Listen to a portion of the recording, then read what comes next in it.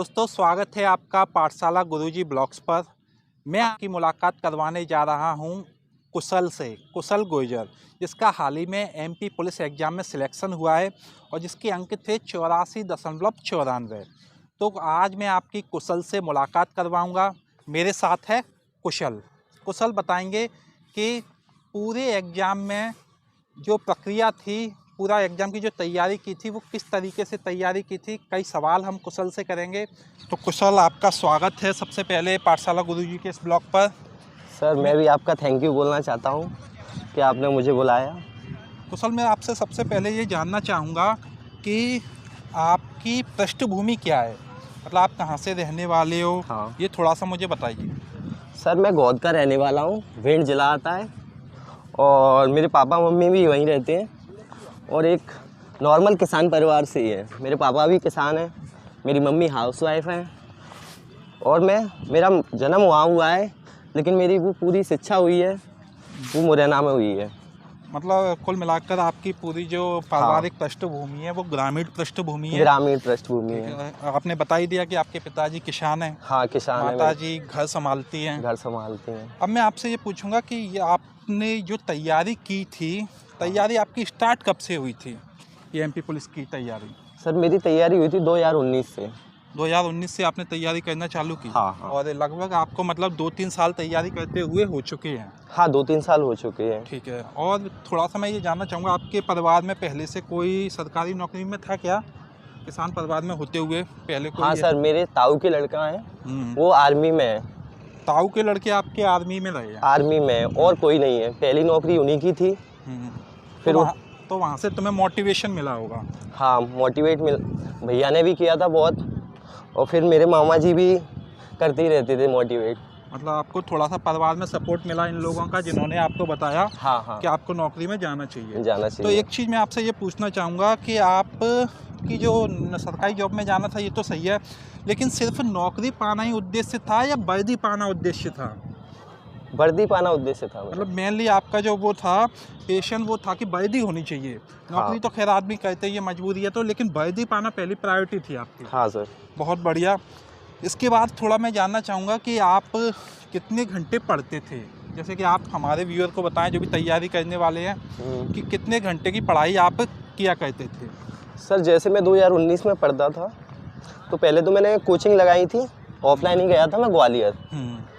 फिर वहाँ 2 महीने पढ़ा, फिर उसके बाद सैटेलाइट क्लासेस आ गई बादाम सर की। फिर उसके बाद मैं मुरैना ही आ गया। फिर उसी के बाद मैं यहीं हूँ। फिर लॉकडाउन का भी सामना करना पड़ा। उसके बाद पूरी तरीके से कोचिंग मैंने ऑनलाइन ही की है। मतलब मुख्य रूप से आपने ऑनलाइन पर ही फोकस किया? हाँ, है क्योंकि कोरोना का पीरियड भी आ गया। कोरोना का पीरियड भी आ गया था, लेकिन बस सबसे अच्छा रहा मेरे लिए लॉकडाउन का पीरियड का आपने उपयोग किया है पूरा।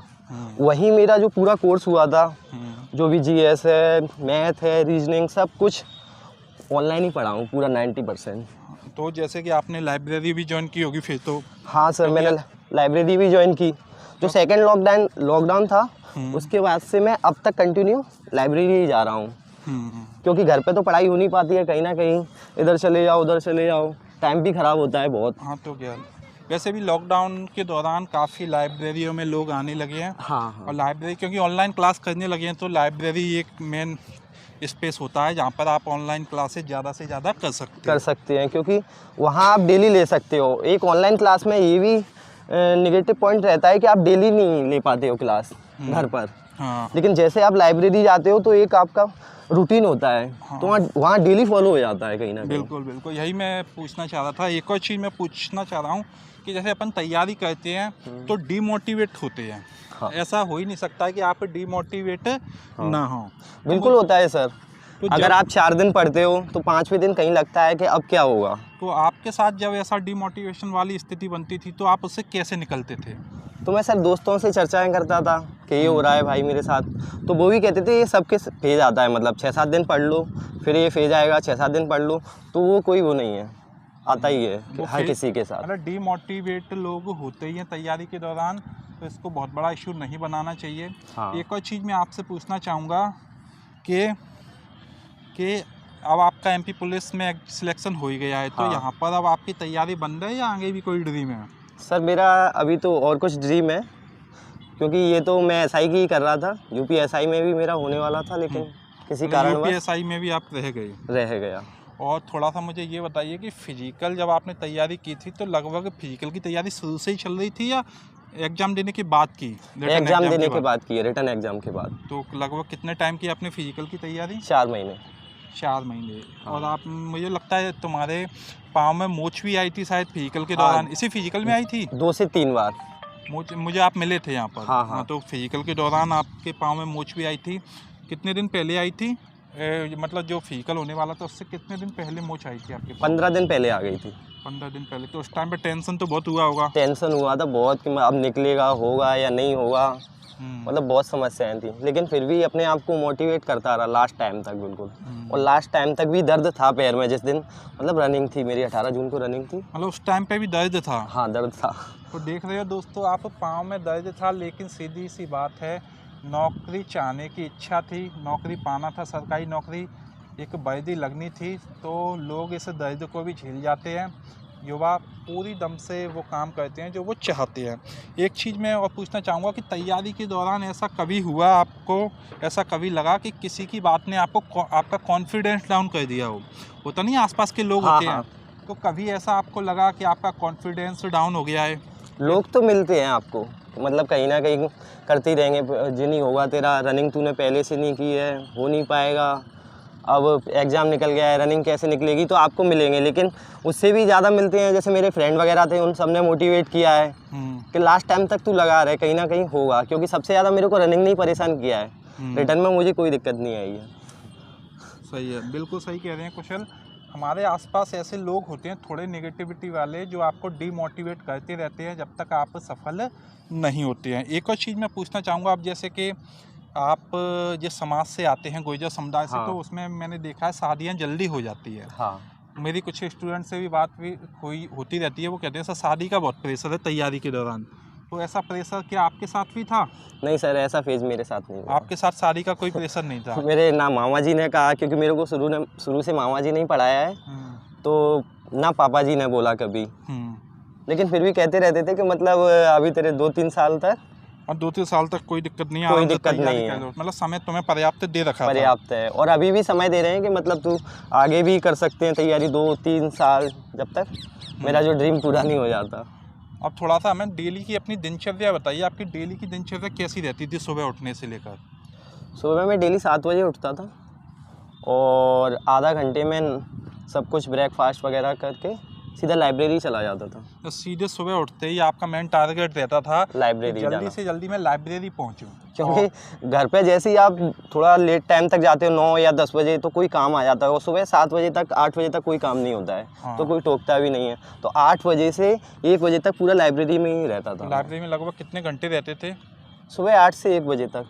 तो उसके बाद मैं घर आता था, खाना खाता था। दिन में मैं कभी पढ़ता नहीं था, तो मैं फिर 5 बजे से फिर आ जाता, और 9 बजे तक पढ़ता ही था। मतलब लगभग आपका ये मान लीजिए 8-9 घंटे लाइब्रेरी में बीतते थे? हाँ, मतलब 6 घंटे तो उनमें से बिल्कुल ऐसे थे कि मैं पढ़ता ही था। 6 घंटे बहुत अच्छी तरीके से आप कॉन्सेंट्रेट कर पाते थे? कॉन्सेंट्रेट। ठीक है। एक चीज़ मैं पूछना चाहूँगा कि अपने बारे में कोई एक पॉजिटिव चीज़ ऐसी बताइए और एक नेगेटिव बताइए, मतलब एक पॉजिटिव स्ट्रेंथ और एक नेगेटिव। हाँ, हर व्यक्ति की एक, क्या कहते हैं, मजबूती होती है और एक कमी रहती है। तो आप अपने अंदर क्या मजबूती देखते हैं और क्या कमी देखते हैं? सबसे बड़ी मजबूती ये है कि मतलब मैं कभी हार नहीं मानता। जैसे मुझे कोई चीज़ नहीं आ रही तो मैं उस पर काम करता हूँ। जैसे मुझे कोई चैप्टर नहीं आ रहा है या फिर जीएस का कोई टॉपिक नहीं आ रहा है, तो मैं उसे बार बार पढ़ता हूँ, तो उससे क्या है, वो अच्छा हो जाता है मेरे लिए। मतलब ये कोई अगर चीज़ समझ में नहीं आ रही है या कोई बाधा आ रही है तो आप रुकते नहीं हो? और मैं ये नहीं मानता कि मतलब मुझे ये आ नहीं रहा है, तो मैं हमेशा करता ही रहता हूँ। हाँ, मतलब जब तक वो नहीं आए तब तक आप प्रयास करते ही रहते हैं। और जो चीज़ आती है उसको भी बार बार रिवीजन करता हूँ, क्योंकि कहीं ना कहीं भूलने की वो रहता है। और निगेटिव चीज़ अगर अपने बारे में बताओगे तो क्या बताओगे? नेगेटिव चीज़ ये है कि मैं बहुत जल्दी होपलेस बहुत जल्दी होता हूँ। मतलब ये कभी कभी आपका होपलेस भी हो जाते हो? हाँ, तो छोटी छोटी बातों पर। हाँ, ये होता है, मतलब थोड़ा सा दिल टूटने वाली स्थिति बन जाती है कभी ना कभी, किसी की बात से ऐसा हो सकता है। एक और चीज़ मैं पूछना चाहूँगा कि जैसे पूरी तैयारी में मेनली क्या होता है, जब आप लाइब्रेरी में रहते होगे, हाँ आपके दोस्त भी होंगे, आपको कॉल करते होंगे कहाँ पर है कुशल आ जा, ऐसा होता होगा, तब आप उनको मैनेज कैसे करते थे? सर, जो दोस्त थे वो सब मेरी लाइब्रेरी की थे, साथ वाले पढ़ने वाले थे, तो बाहर वालों को किसी का कॉल आता ही नहीं था। और सबसे अच्छी बात है, कम दोस्त बनाओ लेकिन अच्छे बनाओ। ये बिल्कुल सही बात कही है कुशल ने, दोस्त कम बनाओ लेकिन दोस्त अच्छे होने चाहिए। हाँ। ऐसा नहीं होना चाहिए कि डिस्ट्रैक्टिंग हो, आपका टाइम बर्बाद कर रहे हों। तो ऐसे दोस्तों के होने से कोई मतलब भी नहीं होता है, ठीक है। तो ये बहुत अच्छी बात है। दूसरा, आज के युग में टेक्नोलॉजी काफ़ी हो चुकी है, लोग आपको फ़ोन करते हैं, लेकिन आपको ये देखना है कि आपके लिए प्रायोरिटी क्या है। पढ़ना प्रायोरिटी है तो उससे ज़्यादा टाइम दीजिए। एक और चीज़ मैं पूछना चाहूँगा, आपके लिए इस पूरी तैयारी में गाइडेंस की भूमिका किसने निभाई?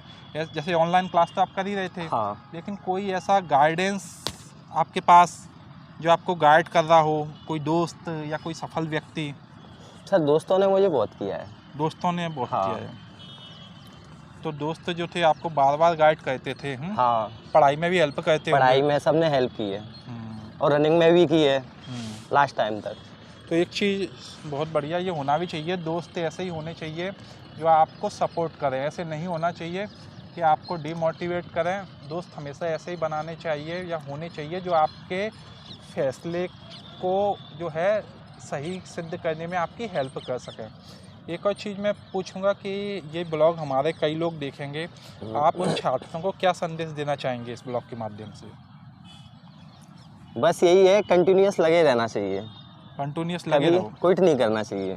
कभी क्विट मत करो। हाँ, क्योंकि एक फेज ऐसा भी आया था मेरे साथ में, मतलब वैकेंसी नहीं आ रही है, क्योंकि 2017 से अब तक वैकेंसी 2020 में आई थी, फिर कहीं एक साल पेपर लेट हो गया था, उसकी वजह से कहीं ना कहीं लगता है कि मतलब तैयारी अब छोड़ दो। हाँ बिल्कुल, अब कुछ होने वाला ही नहीं है, क्योंकि वैकेंसी आएंगी नहीं तो फिर क्या करेंगे। बिल्कुल सही कह रहे हैं। ये कोरोना पीरियड में या एमपी में हम देखें 3-4 साल से ये स्थिति बन रही थी, वैकेंसियाँ आती नहीं थी, तो काफ़ी बच्चे डिमोटिवेट हो रहे थे, पूछते थे मुझसे भी कि सर कि वैकेंसी कब आएंगी। तो ऐसी स्थिति में जिन लोगों ने धैर्य रखा, कुशल जैसे लोगों ने, वो वास्तव में आज सफल हैं। और जो टूट गए, जो थोड़ा सा विचलित हो गए, वो कहीं ना कहीं रह गए, कुछ नंबरों से रह गए।